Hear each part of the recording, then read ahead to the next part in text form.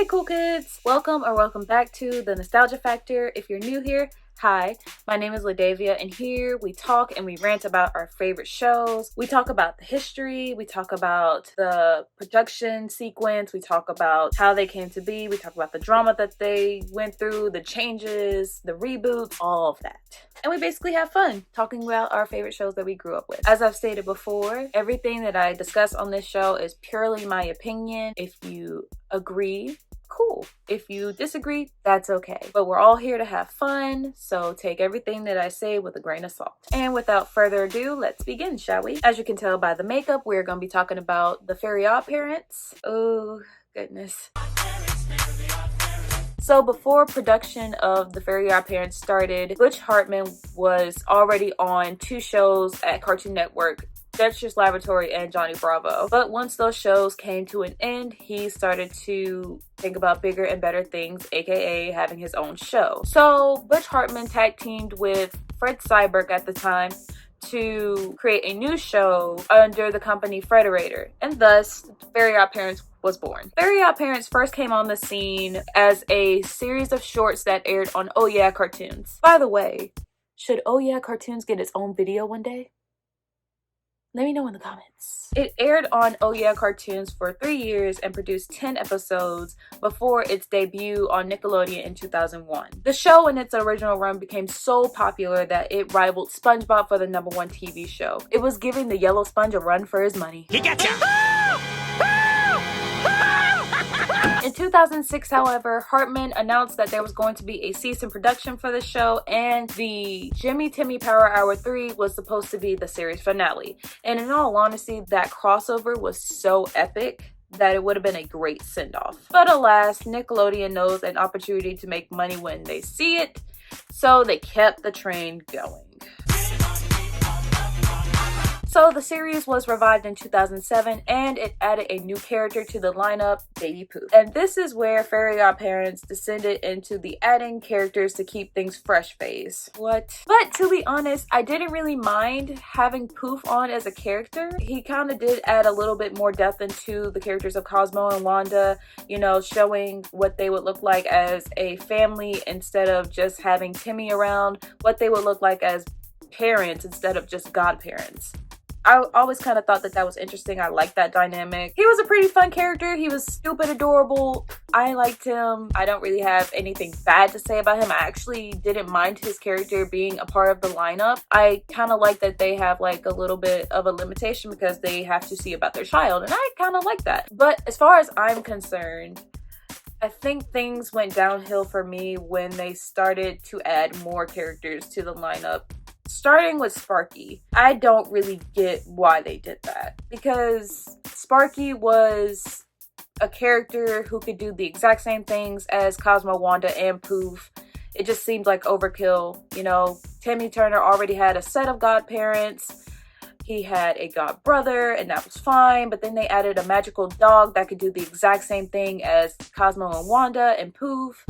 It didn't really make sense. He kind of just kept getting into mayhem and trouble and just creating problems instead of solving them. I mean, you can say what you want. He was there for kicks and giggles, and that's perfectly fine, but I didn't really see the need to have his character there. Honestly, in all fairness, I think that they would have done better if they just stopped at Poof and just kept it as it was. And then there's season 10, where we get the infamous Chloe Carmichael added to the lineup. Now, it wasn't a horrible idea. I was kind of excited to where, like, you know, there would be another female protagonist that was actually smart. I mean, I know we had Wanda, and that was okay, but I kind of wanted to see, like, the dynamic between two sensible female characters, because there really wasn't any. Timmy's mom wasn't really the brightest. You had all of Timmy Turner's crushes, I guess. You had Vicky, who didn't have a redeeming quality, period. You know, it just felt like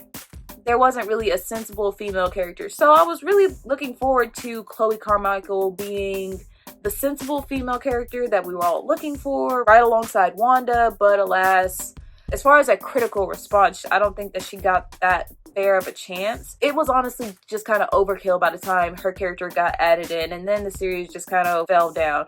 But I will say that like the whole season 10, the fairy shortage never really made sense to me, ever. Because how in the world do you have a fairy shortage? Like, somebody please clue me in. If you know, please let me know in the comments, because I surely don't. Because fairies live forever. Like, I mean, like, if you want to say that there's like so many kids, like, was there a surplus of kids that just snuck in and like nobody really knew about it? I don't really get why he had to share. Because I mean, when kids grow old, they reassign godparents, right? I know that Timmy has like an automatic like get out of jail free card because he's the star of the show and he is gonna have his godparents for all eternity. But as far as everyone else that had fairies, I don't really get why there was a fairy shortage. I never really got that. I probably never will get that. Did it make sense to y'all? Because it never made sense to me. Let me know. As far as the live action films, because I did say that I was going to cover them, the first one was the best one, hands down, period. Argue with me, I don't care. I kind of liked how they pulled in old Nickelodeon stars to kind of, you know, tie up the loose ends. Drake Bell was a childhood sweetheart, and Danielle Monáe, like, of course, like, it just made sense. It just made sense. But then every movie after that, again, felt like overkill. Overkill is the word of the day today. I mean, the first one, we got to see what happens when Timmy Turner finally grows too old to have fairies, because that was always a running gag. They always kind of played with the idea, but they never really went through with it. It was kind of cool to see, like, what would actually happen if it did come to pass in the movie. But everything after that just felt like they were just trying to milk it for everything that it was worth. Which I'm like, why? But I did appreciate them going with Timmy and Tootie as the ship. I've always kind of shipped them together. They just kind of fit together. Timmy's 10 years old. Like, of course, all girls are icky, but there was always just some type of chemistry. You know, like that one episode where like he gives her his Crimson Chin action figure. That was it for me. I was sold. And then like you see them all grown up and it actually does make sense and it actually does fit and they actually do have a really good chemistry. I liked it. 11-year-old me was thriving when I saw that. It just made sense. And for y'all who are gonna blow up my comments with the Trixie Tane train, facts for you.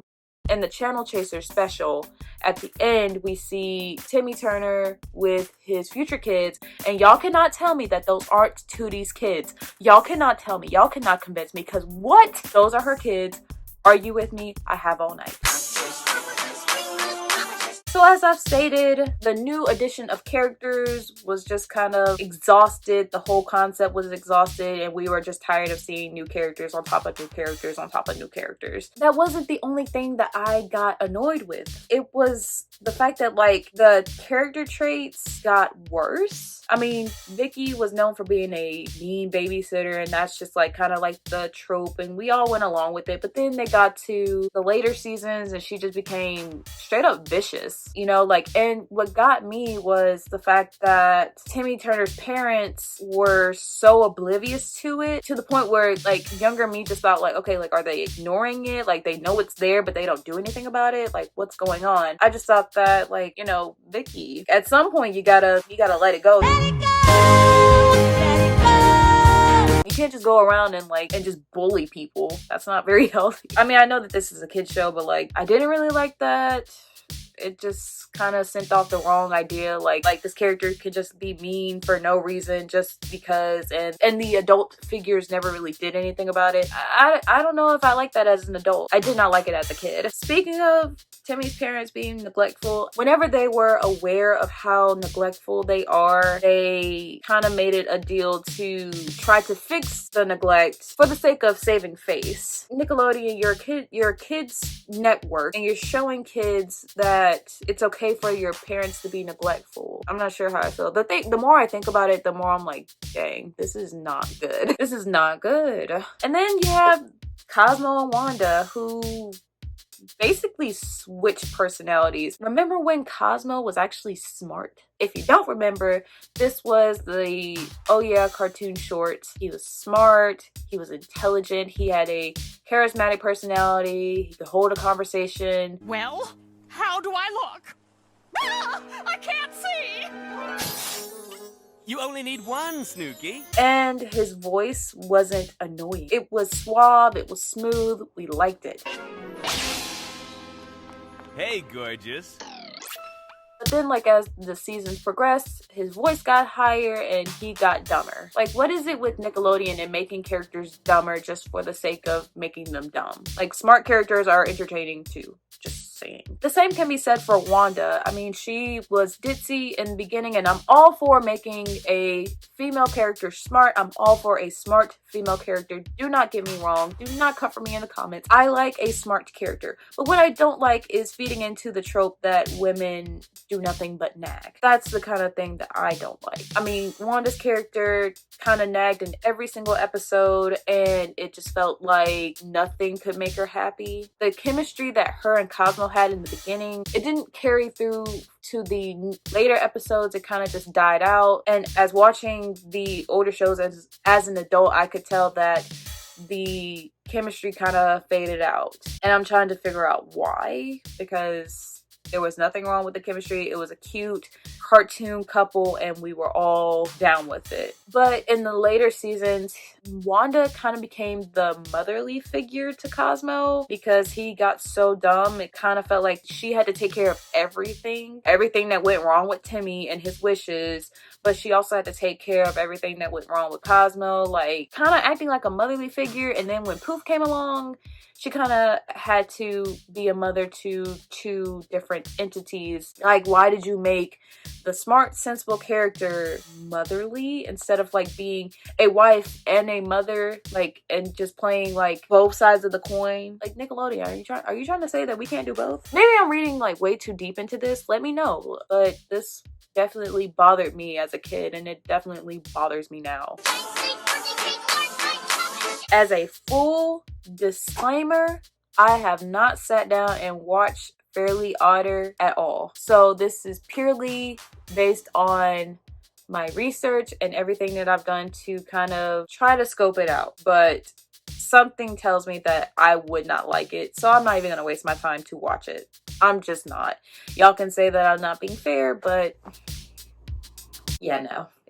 No, I'm sorry, girl, it's not gonna happen. But anyways, so the show is exactly what you expect. It's a homage to the original show, and that's it. Timmy Turner, like, as he's going away to college, he's gifting his godparents to his 13-year-old cousin Viv and her stepbrother Roy. This plot makes no sense. It makes no sense at all, because Nickelodeon, y'all sold us the idea that Timmy Turner wasn't the brightest crayon in the box. Y'all had him sitting in 5th grade at the age of 23, yet he's smart enough to go to college. You see where the disconnect is? If you're gonna do a reboot and you're gonna reprise the same characters, at least connect the dots and make it make sense. It's not hard. Also, another thing, I don't understand why Timmy Turner's cousin, we've never seen her, we've never heard of her, we don't know who she is, but I don't understand why they made her the focal point of this new show when we never heard of her. I don't get it. You know, they could have went in so many different directions. They could have did a spin-off series on Chester because, one, he clearly needed fairies. They touched on it like on the American Idol special. They could have touched on that. They could have did a spin-off series. They could have went in a spin-off series as far as Poof and like his magical adventures, like on down the line, like long after Timmy Turner's gone, or like whatever, however they want to do it. Or they really could have done it with Timmy Turner's kids, and that could have been a little bit better than just starting off from scratch with this new character that we've never heard of, trying to pay homage to the original. I feel like you could have picked up at a better point than what you did. In my opinion, and I have no grounds because I'm just a kid at heart with a lot of feelings, live action was not the move for Fairly Oddparents. I'm sorry. Like, it was not the move. But brownie points for getting the original actors to reprise the roles of Cosmo and Wanda. Great job. Great job for that. But throw the rest of the show away. Listen, I am all for a reboot, but there is a very fine line that you have to strike in order to not upset people. I feel like if you're gonna do a reboot, you gotta do it right. The purpose of the nostalgia factor isn't to just drag new shows because they just can't live up to the expectations of the original. The purpose of the nostalgia factor is to relive our childhood and to really talk about why we love these shows, what makes them special now as an adult. But I will say that, like, if you're gonna do a reboot, you gotta know what you're doing. It's not just about making money or try to gain a new audience. It's really about striking a familiar tone that makes sense to the old generation and the new generation, so you don't have an angry mob. As a person who grew up watching these shows, it just kind of sucks that they're creating new shows without really drawing any consistencies from the old show to the new show. They're just kind of doing whatever and just getting what they get, which, I mean, if that's your prerogative, then I guess go for it. But it does make a difference when you can strike a familiar note with the old generation as well as create something new for the new generation. It's not hard, it's not rocket science. You can do it, Nickelodeon. It's really not that hard. But anyways, guys, I'm done ranting for today. Thank you guys so much for watching, and thank you guys for your support. You have no idea how much I appreciate all the likes and subscribes and the comments and everything else. And I am very appreciative and grateful for you guys. I love you guys so much. If you like this video, please give it a big thumbs up. If you're enjoying my content, feel free to subscribe, and I will see you cool kids later.